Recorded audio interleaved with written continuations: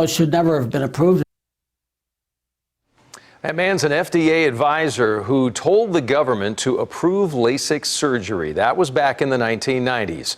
He tells the I-Team now that that should have never happened. This as more and more patients are having the procedure, and a number of them are seeing problems rather than seeing better. I-Team reporter Ginger Allen tonight digging into the pros and the cons of the very popular eye correction surgery. Imagine today that every good thing that we see, and tomorrow you don't. 1 year ago, Rick Rickley, a gourmet food truck owner who loves the outdoors, wanted to wear sunglasses rather than his prescription glasses.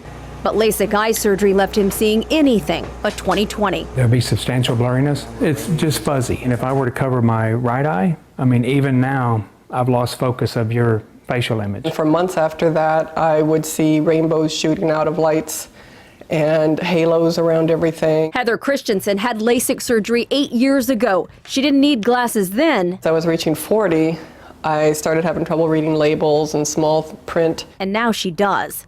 Both she and Rickley say they regret the surgery. Yeah, definitely. I wouldn't do it again. Absolutely. Yeah, I would definitely, I think I'd be in a much better place if I hadn't. The I-Team obtained 500 complaints since 2015, sent to the FDA, patients reporting halos, glares, shadows, severe dry eyes, and immense pain. In a recent study, the FDA found nearly half of the patients report having some complications 3 months after surgery.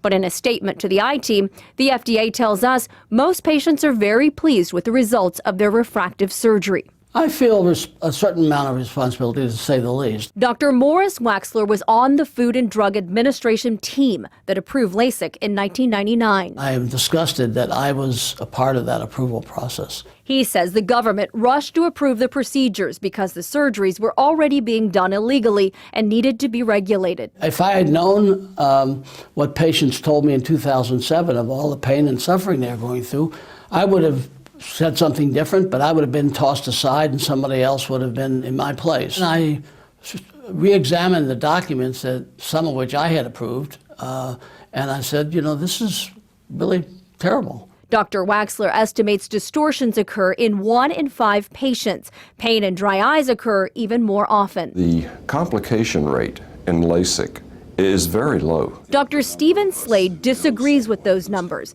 He is a member of the Refractive Surgery Council. Much less than 1%. The Houston ophthalmologist performed the first LASIK procedure in the U.S. We have 20 years of experience with LASIK and close to 20 million patients that have had it done. So it's been a very successful procedure. He says the procedure has improved over time. 7,000 studies support it, and while distortions occasionally occur, he says they are short-term. We're not here so patients can be guaranteed of throwing away their glasses.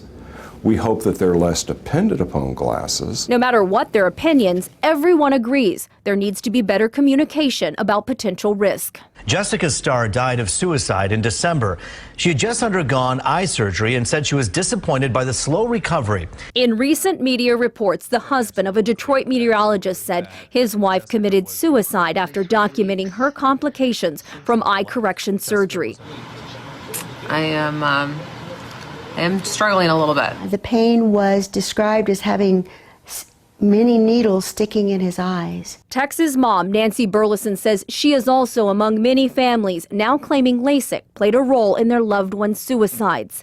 She says the surgery caused her son, Max, an Army veteran, to go legally blind and then to take his own life. They found the suicide note on him that said the doctor ruined his eyes for just not wanting to wear glasses. He lost everything.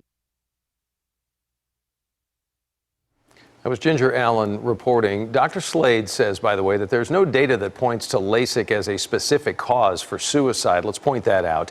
The FDA also says that there is no tie to the procedure that they have found. All of the experts, though, agree on this. You need to be a good candidate for LASIK, and that would be somebody who has an appropriate amount of near and far sightedness, a healthy cornea, no dry eyes, and is medically healthy. You should find a board-certified surgeon and have that person have experience, obviously, and ask detailed questions. Do your research. Ginger has an extensive Q&A with the FDA about all of this, something you may want to dive into. She's posted those responses on cbsdfw.com. You'll find that under our iTeam section. And passionate LASIK patients and those absolutely against it are debating the procedure. That's happening right now. We got a discussion going on the CBS DFW Facebook page. You can jump in on the conversation. Let us know your experience. Maybe if you've had the surgery, was it good? Was it bad? Find out. CBS DFW on Facebook. And if you have any tips or questions for Ginger or the iTeam anytime, they're always there on email, iteam@ktvt.com.